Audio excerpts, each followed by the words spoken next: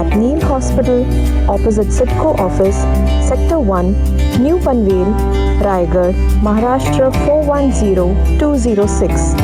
For more details, call us on 9158 927 937 or 98206 16509 or 9833 801 570. You can mail us on holisticivf@gmail.com. Visit us on www.divinegarbhasanskar.in. Subscribe to our YouTube channel, Holistic IVF.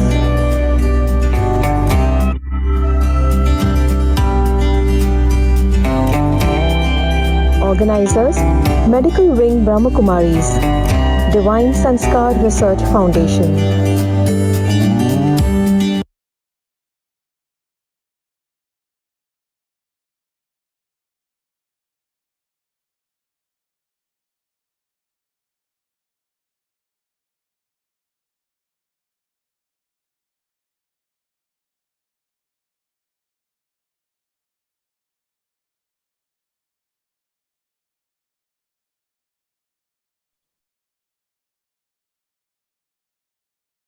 Om Shanti, good evening सभी का। आज के इस holistic IVF IUI scientific and spiritual approach session में सभी का पूरे team की तरफ से, ब्रह्मा कुमारीज मेडिकल विंग की तरफ से हम हार्दिक स्वागत करते हैं। सभी का स्वागत है, सत्कार है, अभिनंदन है। और जैसे कल से हमने ये सेशन चालू किया, कल इसका इनॉग्रल हुआ और आज हम विशेष जो आईवीएफ और आईयूआई का ये जो प्रोसेस होता है और जो पूरा तो डिकोडिंग दी प्रोसेस ऑफ जो पूरा कैसे आईवीएफ और आईयूआई किया जाता है, उसके लिए आज हमारे बीच में है डॉक्टर आकाश सुराना, जो कि एक बहुत ही जाने माने आईवीएफ कंसल्टेंट है, गायनेकोलॉजिस्ट है, जो नोवा आईवीएफ वाशी और चेंबूर सेंटर से जुड़े हुए हैं। तो वो पूरे इस जो जर्नी है आईवीएफ और आईयूआई का, उस जर्नी के थ्रू लेकर जाएंगे और फिर आपके कोई भी आपके मन में क्वेश्चंस है तो हम उन क्वेश्चंस का भी आंसर जरूर करेंगे। तो अब मैं इनवाइट करना चाहूंगी डॉक्टर आकाश सुराना को।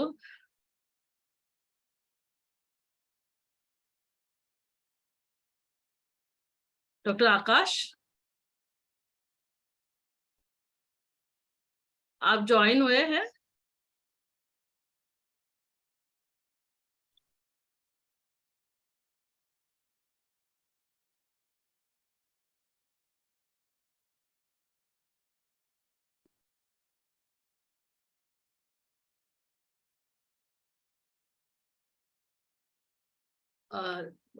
स्वामीनाथन हमारे बीच में है। सर, आप मुझे सुन पा रहे हैं? Doctor Swaminathan.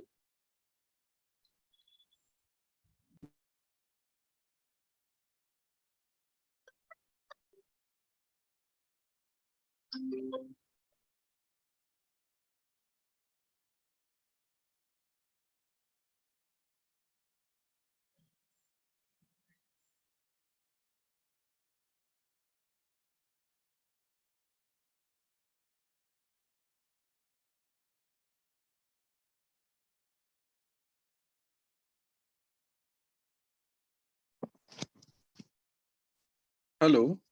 Yes, now you are able to unmute yourself. Yeah. Now I am able to unmute. I was not able to unmute myself. Okay. Can we see your screen? Yeah. Can you see me, madam? Yes. There was some problem with net also, so the video also we could not download. Okay. So we'll just check. So you can continue. Yeah, madam. No issues. Okay. Yeah. So should I start, madam? Yes. Yeah. Okay. So today's our topic is decoding about infertility treatment, mainly upon IUI and IVF. तो आज हम इस बारे में बात करेंगे। पहले तो हम फर्टिलिटी किसको बोलते हैं, कौन से कपल्स को फर्टिलिटी प्रॉब्लम है, जिसको हम इनफर्टिलिटी बोलते हैं, एग्जैक्टली इनफर्टिलिटी किसको है, उसका इंसिडेंस कितना है, प्रिवेलेंस कितना है, कितने इससे वो बढ़ रहा है। साथ में ही उसकी थोड़ी बार हम हिस्ट्री देखेंगे। उसके बाद पहले हम देखेंगे कि नॉर्मल प्रेगनेंसी कैसे होती है, फिर इनके कॉजेस क्या होते हैं, नॉर्मल प्रेगनेंसी नहीं हो रही है तो उसमें क्या प्रॉब्लम्स है। उसके बाद क्या इन्वेस्टिगेशंस हमने करनी चाहिए, एक मेल में एक फीमेल में, बेसिक इन्वेस्टिगेशंस यानी जांच क्या करनी चाहिए। उसके बाद जो आईयूआई का प्रोसेस कैसे होता है, उसके बाद आईवीएफ का प्रोसेस कैसे होता है, उनका सक्सेस रेट कितना है, इनके बारे में मिथ्स जो है आईयूआई के या फर्टिलिटी ट्रीटमेंट के बारे में जो मिथ्स है या उनके रिलेटेड जो रिस्क है वो। और लास्ट में फिर आपने कौन से सेंटर में कराना चाहिए, डॉक्टर का क्या क्वालिफिकेशन होना चाहिए या इंफ्रास्ट्रक्चर कैसा होना चाहिए, उसके बारे में मैं आपको थोड़ा बताऊंगा। Okay, now starting with the first thing, what is basically fertility, infertility. Okay, कुछ कुछ चीजें शायद मेरी इंग्लिश में भी आएगी तो उसके लिए थोड़ा बेयर कीजिएगा। इनफर्टिलिटी बेसिकली कौन से कपल को कहा जाता है, अगर कोई भी कपल 1 साल तक ट्राई कर रहा है इसका मतलब है कि वो रेगुलर इंटरकोर्स कर रहा है without any protection. Okay, without any protection, may be it is condoms और नेचुरल मेथड्स, विड्रॉ मेथड, कोई भी मेथड अगर वो नहीं यूज करते हुए कम से कम अगर वो 1 साल तक ट्राई कर रहे हैं, इन्हीं पेशेंट्स को हम बोलते हैं कि उनको फर्टिलिटी ट्रीटमेंट की जरूरत है। Basically they are called as infertile. यही अगर पेशेंट की यानी फीमेल की एज 35 के ऊपर है और अगर वो 6 महीने से ट्राई कर रहे हैं लगातार बिना कोई प्रोटेक्शन के, उसके बाद भी अगर उनको प्रेगनेंसी नहीं हो रही है तो उन कपल्स को हम इनफर्टाइल बोलते हैं। यानी इन शॉर्ट, अगर फीमेल की एज 35 के नीचे है और वो 1 साल से ट्राई कर रहे हैं, या फीमेल की एज मोर देन 35 है और वो 6 महीने से ट्राई कर रहे हैं फिर भी बच्चा नहीं हो रहा है या दिक्कत आ रही है, तो इन्हीं पेशेंट्स को ट्रीटमेंट की जरूरत होती है। यानी आपने 6 महीने से 1 साल तक नेचुरल ट्राई करना है। सेकेंडली, इसका इंसिडेंस कितना है। अगर आप ओवरऑल वर्ल्ड वाइड देखेंगे तो एट प्रेजेंट 90 मिलियन लोग हैं जो फर्टिलिटी की ट्रीटमेंट ले रहे हैं या फर्टिलिटी इनफर्टिलिटी के द्वारा प्रभावित है। उसमें से अगर आप देखेंगे तो 17 to 26% of couple in world wide at present fertility infertile है। यानी अगर हम 100 लोग देखते हैं तो उसमें से 17 से 26 कपल्स है जिनको फर्टिलिटी ट्रीटमेंट की जरूरत रहती है। अगर हम हिस्ट्री के बारे में जाएंगे कि फर्टिलिटी कब से यानी आईवीएफ कब से चालू हुआ है या फर्स्ट बेबी कब बॉर्न हुआ था, तो it was dated back in 1978। 1978 में फर्स्ट आईवीएफ बेबी बॉर्न हुआ था जिसका नाम लुइस ब्राउन था। इंडिया के अंदर जो फर्स्ट बेबी था उसका नाम दुर्गा था, वो अप्रोक्सीमेटली सेम ईयर में हुआ था। जस्ट अनफॉर्चुनेटली वो डॉक्यूमेंट नहीं किया गया था, बंगाल में हुआ था। उसके आगे अगर हम जाए कि आज इनफर्टिलिटी सीरियसली कॉमन है या नहीं है, तो अगर आप पहले से देखे जाएंगे तो डेफिनेटली इनफर्टिलिटी का जो प्रमाण है वो पहले से काफी बढ़ चुका है। पहले ऐसा था कि एज ऑफ मैरिज कम था, लोग जल्दी शादी करते थे, मे बी अराउंड 17 18 19 20 तक शादी हो जानी थी, 22 25 तक तो उनको बच्चे भी हो जाते थे। आजकल जो नई जनरेशन है उनमें एज ऑफ मैरिज बढ़ चुका है। अप्रोक्सीमेटली 25 26 या 27 के बाद लोग शादी करना चाहते हैं। उसके बाद भी इनिशियली 1 से 2 साल वो एक दूसरे को समझना चाहते हैं। कहीं कहीं ऐसा होता है कि फीमेल्स अपने करियर पे ज्यादा ध्यान देना चाहती है, जो कि अच्छी बात है इन रियलिटी में, क्योंकि एक बार बेबी रहता है तो उनका 1 से 2 साल उसके अंदर जाता है। तो इन सब चीजों की वजह से देखा गया है कि प्रेजेंटली 30 years नॉर्मल एज हो गया है जब लोग प्रेगनेंसी के बारे में सोचते हैं। Maximum of the working population की बात कर रहा हूँ मैं। उसी के साथ हम देखा गया तो प्रेजेंटली लाइफस्टाइल उतना अच्छा नहीं रहा है। पहले के जमाने में लोग सनराइज के टाइम उठते थे, सनसेट के बाद सो जाते थे।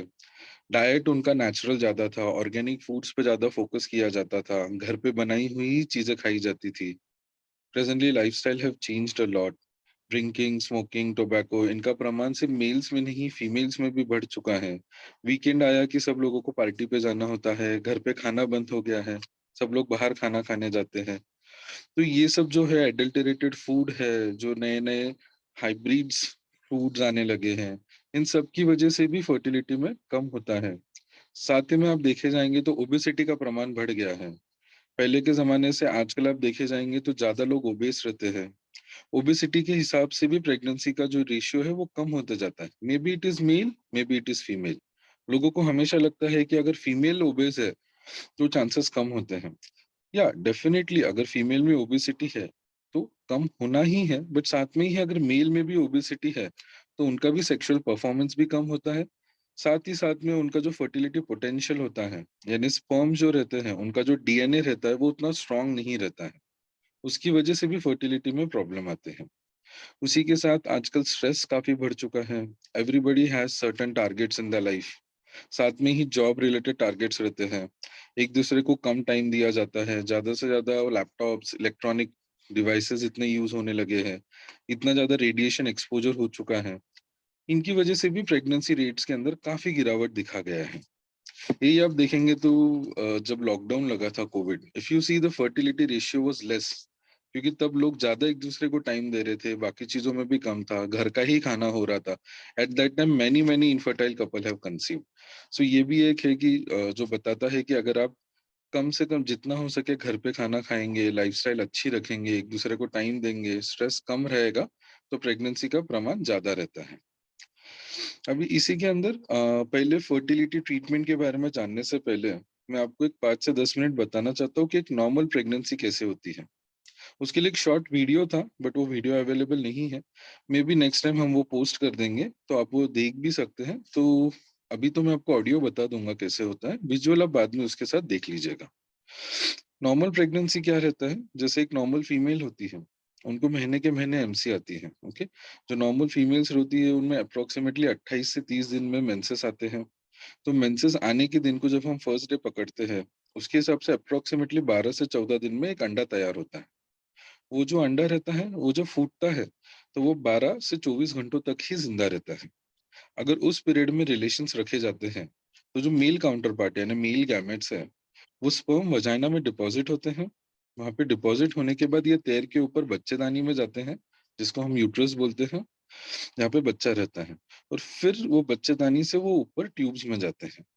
एक नॉर्मल फीमेल में कैसा होता है ना, बच्चेदानी के आजू बाजू में 2 ट्यूब्स होती है जिनको हम फेलोपियन ट्यूब्स कहते हैं।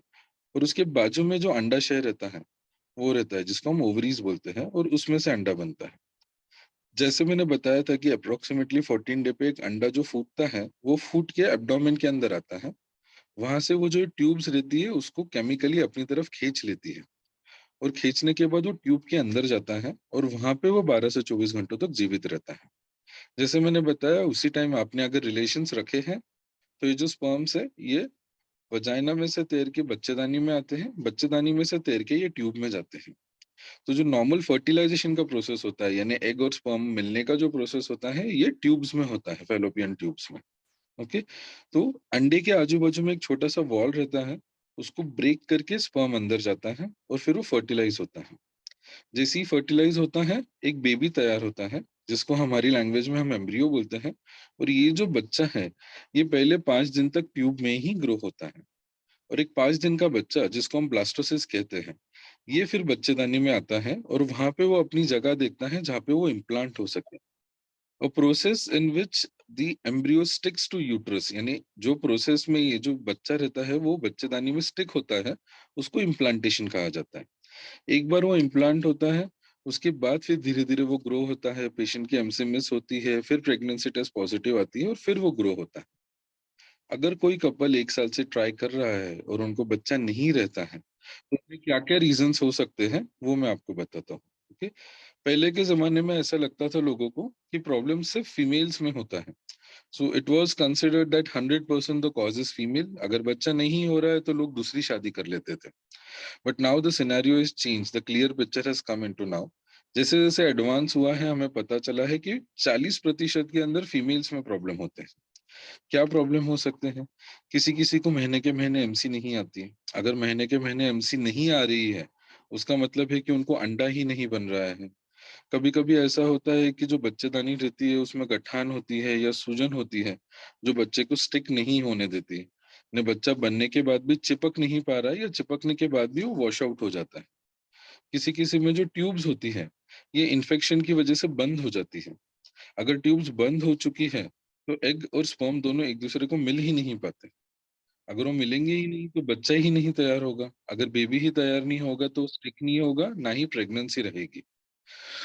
किसी किसी में ऐसा होता है कि जो फीमेल्स है वो ओबेस है, या फिर उनके अंदर एंडोमेट्रियोसिस या एडिनोमायोसिस बोल के रहती है, जिसमें जो अंडाशय रहता है उसको सूजन आ जाती है, या आजू बाजू की जो आंतड़ी रहती है उनमें सूजन आ जाती है। वो भी बेबी को स्टिक नहीं होने देते। ऐसे ही 40% लोगों में मेल्स में तकलीफ होती है, ओके, यानी पुरुष लोगों में तकलीफ होती है। इनमें क्या होता है, जो स्पर्म्स रहते हैं, जिसको हम ये भी बोलते हैं नॉर्मल स्पर्म्स, ये कम हो जाते हैं, इनकी गिनती कम होती है। एक नॉर्मल मेल्स के अंदर कम से कम 16 मिलियन स्पर्म्स होने चाहिए एक ड्रॉप में, यानी 1 एमएल में। 16 मिलियन का मतलब होता है 160 लाख स्पर्म्स होने चाहिए 1 एमएल में। अगर उससे कम है तो बच्चा रहने में दिक्कत आ सकती है। किसी-किसी में ऐसा होता है कि स्पर्म्स में भी काउंट अच्छा हो बट उनकी